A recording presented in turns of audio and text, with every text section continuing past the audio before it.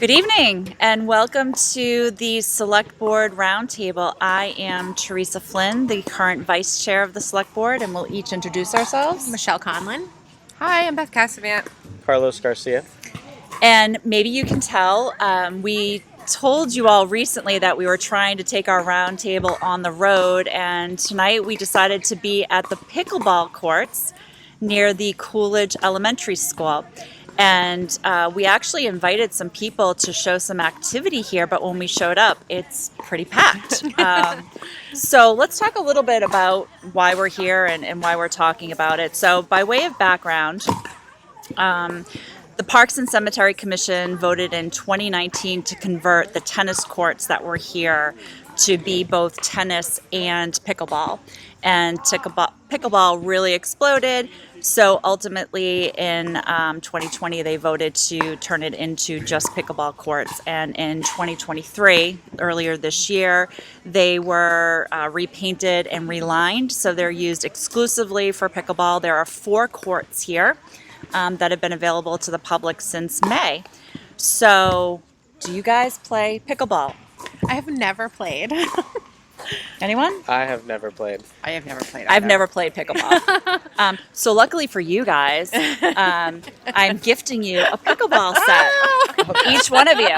Now I feel like I'm on Oprah. And now under my chair. you get a pickleball. You get a You know what I'm pickleball. And I should note that our colleague John Samio couldn't be here tonight, but we have one for him as well. So you guys need to unwrap it and get out there and show. Cute. My kids will be so excited. My kids have played pickleball, but I never have. So Well- we'll have to come out and have a family. Maybe we can do some like families against each other. We can all come out and Yeah, this might be. select board I family. think they teach it in gym class because when I said pickleball, my kids knew. Yeah, Oh, we did it in gym class. Everybody seems This is so cute. seems to know. So, if for those of you maybe like us who are like, what is pickleball? So it's described as kind of like tennis, kind of like ping pong, and kind of like badminton. And I was looking up like how do you score it, and I think you go to a score of 11 as long as you're winning by at least 2 points. And rules are, I think, pretty easy, but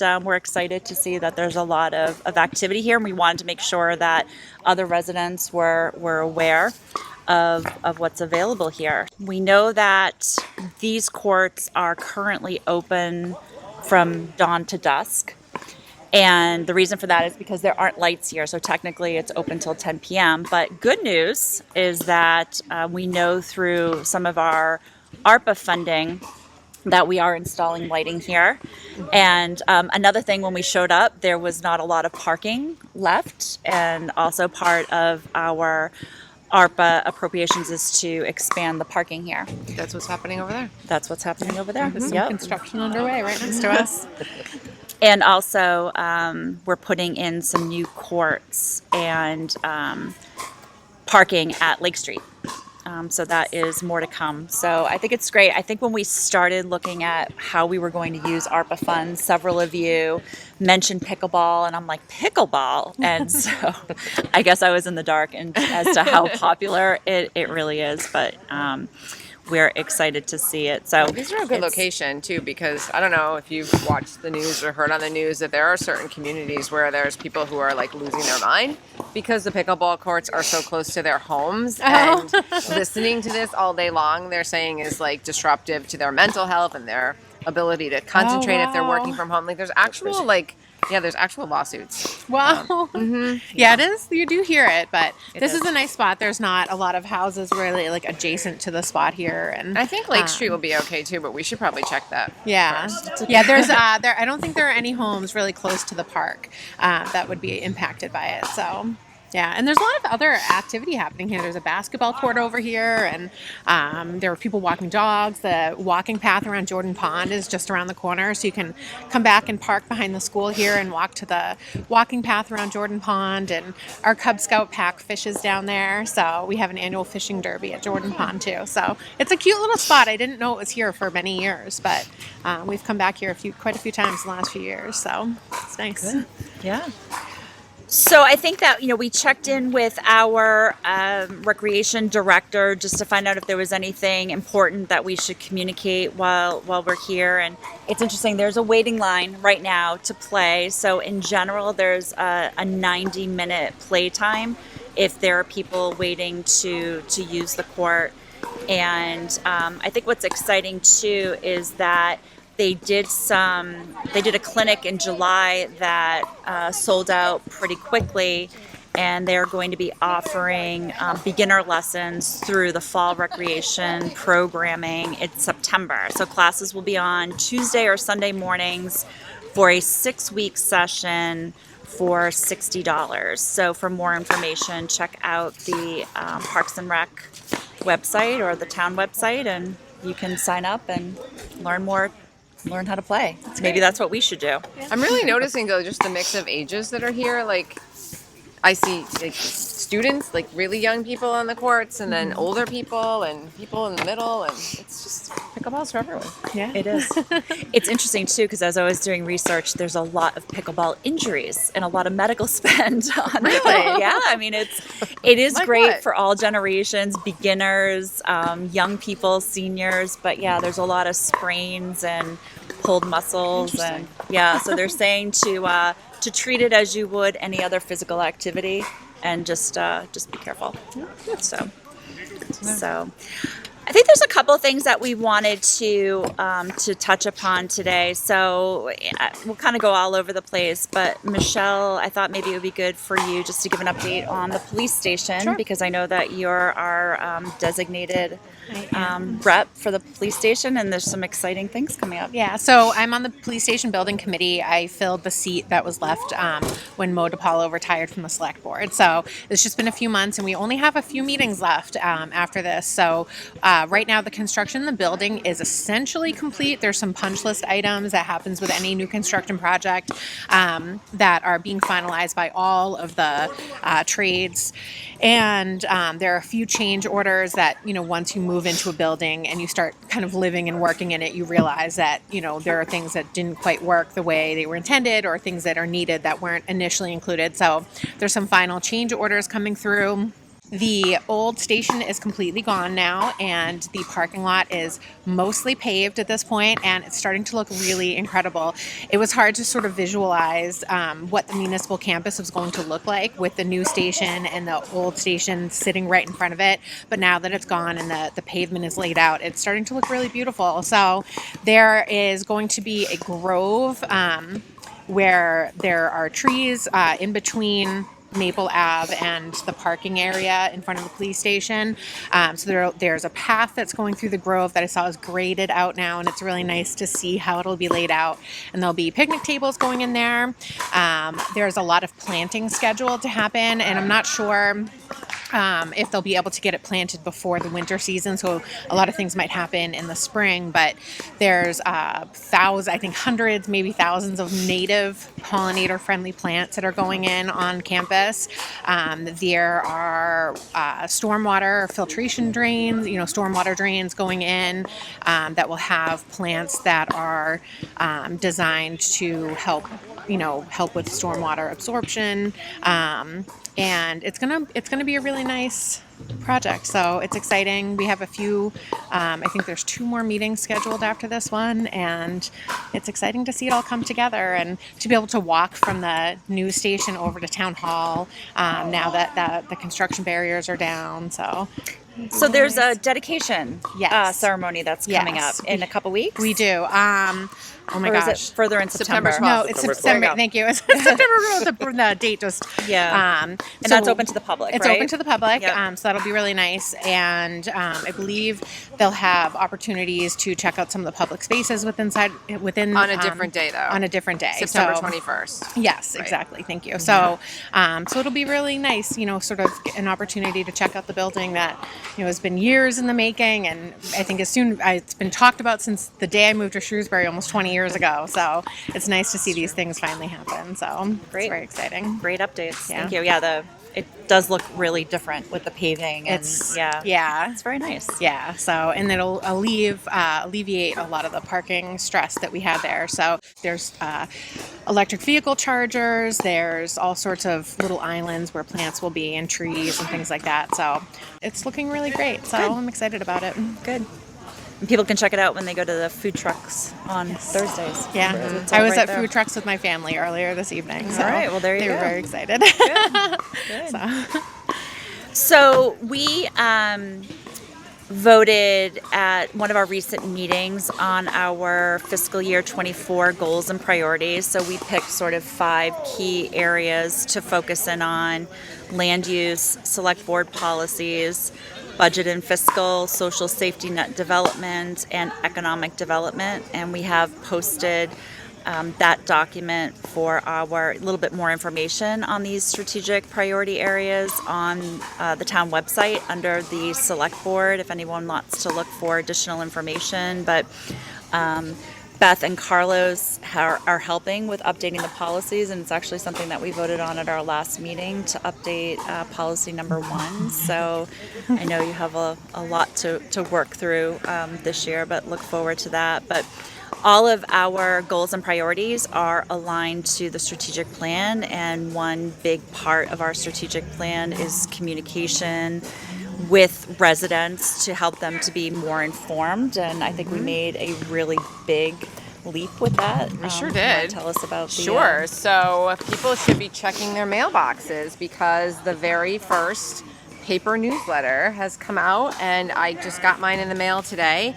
And it is called the Shrewsbury Connection, and it was put together by our communications coordinator, Taylor Galusha, who did an outstanding job. You'll see that it is like a tri-fold brochure style. Lots of information about the town. A message from the town manager talks about the town clerk's office. There's information about water rates and the Diversity, Equity, Inclusion, and Belonging Committee. There's information in here about the Department of Public Works and some of the things that they have been doing. There's information about Jordan Pond, which you had mentioned earlier, and that there is a walking trail that's going to be built on Jordan Pond that's going to be multimodal and accessible, and it will do the full loop. So if you've walked Jordan Pond before, you know that it isn't really the full loop. Like, it comes to a point where you might have to kind of navigate some uneven terrain or some puddles or whatever the weather might be determines that. So that's really exciting. So it's basically a way to give residents an opportunity to really understand the sort of things that we're working on in town. And this is being funded through ARPA dollars for the next 2 years. And once the 2 years are up, if we find that this is something that residents are really seeing value in, we'll have to find a way to budget for the cost associated with this. But for right now, we know that at least for the next 2 years, every quarter, we'll be able to put out a newsletter. So I hope people read it. I hope it doesn't go straight to recycling for people.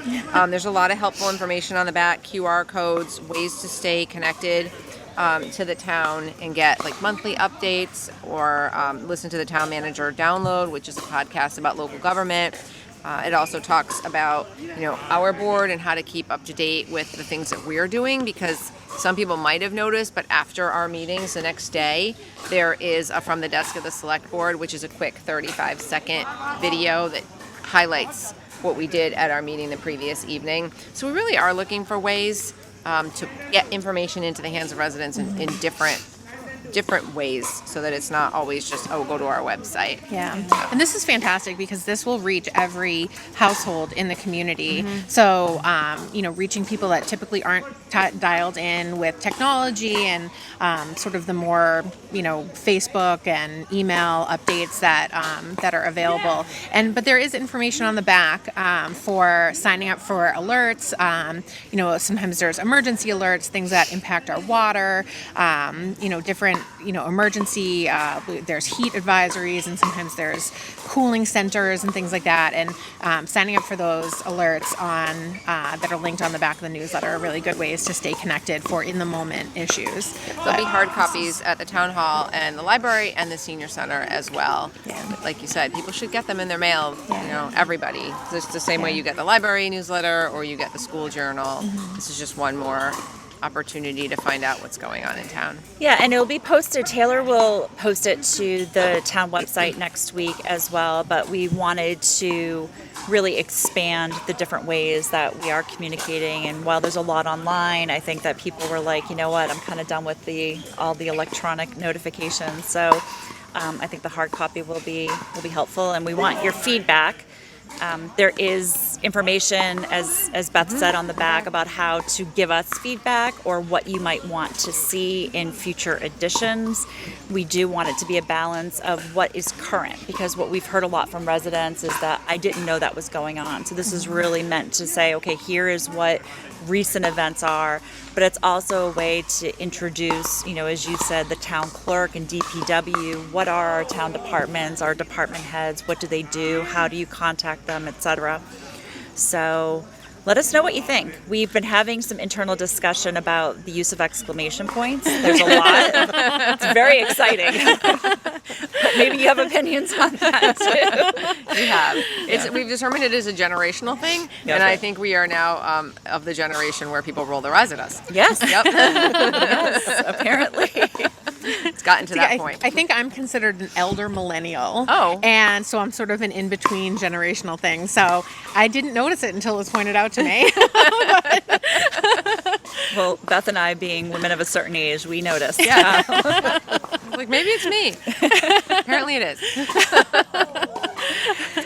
So related to what you were talking about with trails around Jordan Pond, let's talk about open space and trails. And so at one of our recent meetings, at town meeting this year, town meeting authorized the purchase of land off of Lake Street for use primarily for open space and recreational passive use. So we voted or authorized the town manager to accept the deeds, and it's technically 443 Lake Street, 457 Lake Street, and 104 Grove Street. So I think related to that, and feel free to chime in here, there's also a trails committee that is being formalized. There has been a trails committee historically, but it hasn't been an official committee for the town. So I know the town manager is looking to appoint individuals to that. But anything addition? Yeah, I think the appointments are essentially, we just have to, I'm assuming at our next meeting, we would accept the appointments that the town manager has made. It's not at our next meeting, though. We did the agenda review today, and it's not there. But I'm sure it's coming soon. Yeah.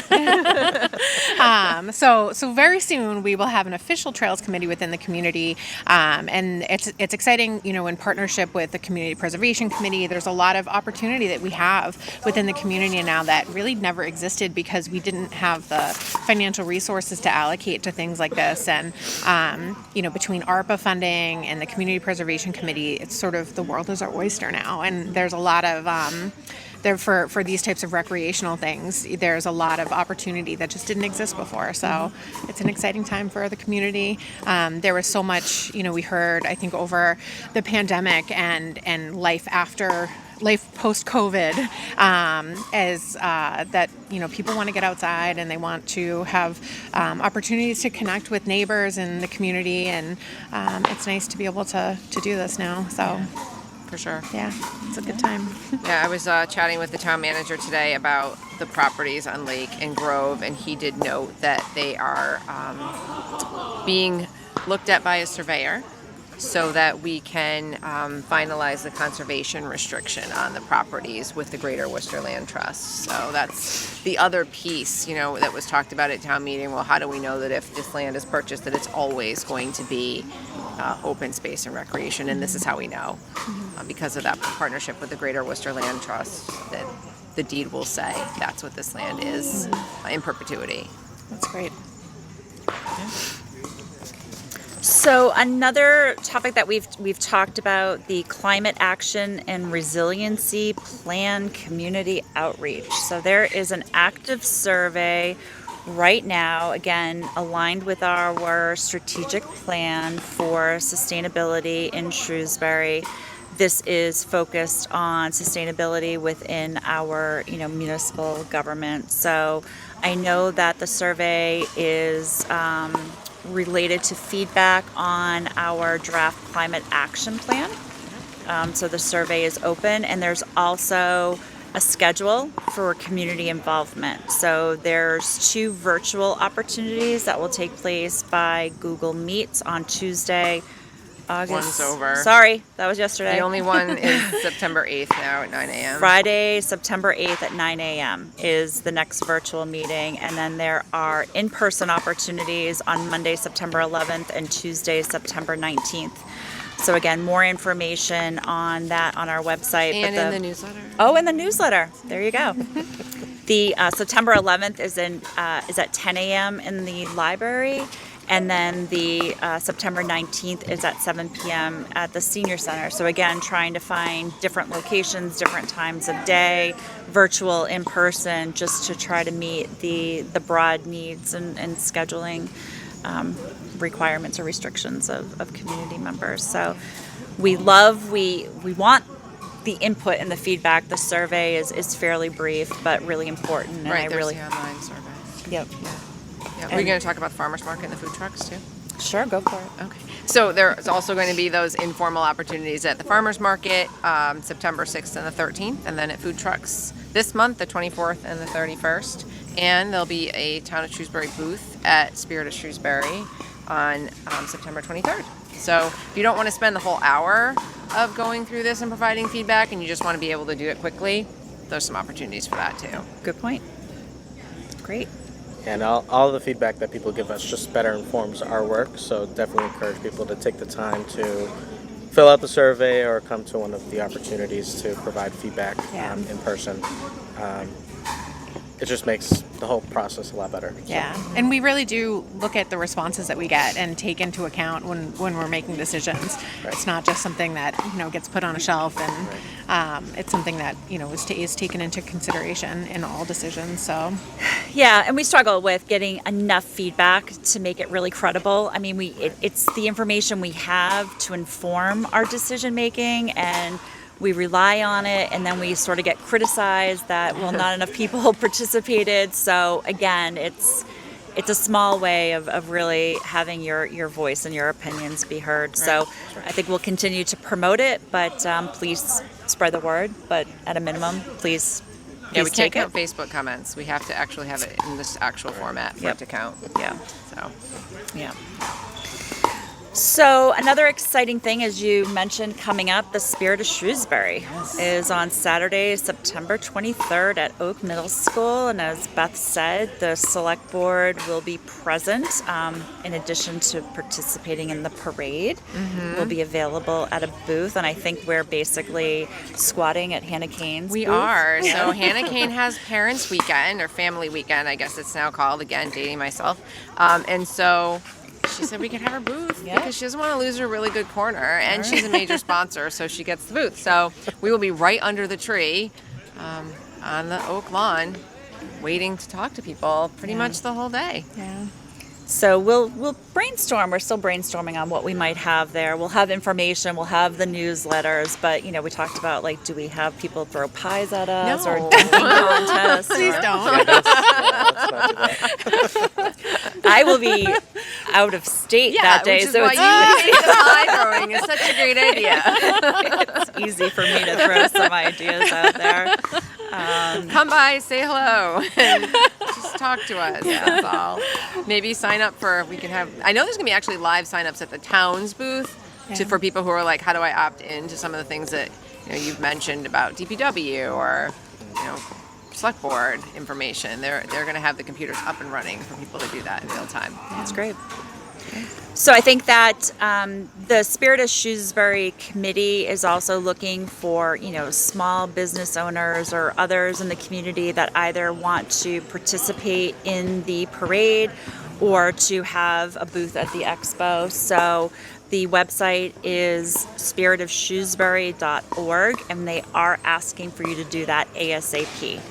So if you're interested or others that you think would like to be showcased, then please let them know to do that as soon as possible. It's a fun day. It is a fun day. I'm sorry to miss it. We're going to miss you.